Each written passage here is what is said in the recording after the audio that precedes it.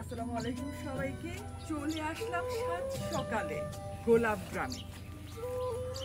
গোলাপ রানীকে আমার ঘরে নিয়ে যেতে, কারণ আমি জানি গোলাপ রানীতে কি আছে, গোলাপ ফুলে কি আছে। আরো শত শত হাজার হাজার গোলাপ ফুল আসতেছে, আমি গাড়ি ভরে যত্ন করে নিয়ে যাব।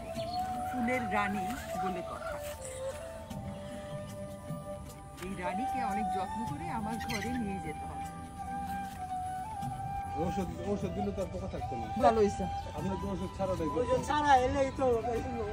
হ্যাঁ, আমার ওষুধ ছাড়াটাই দরকার। দেখছো পোকা পোকা পোকা।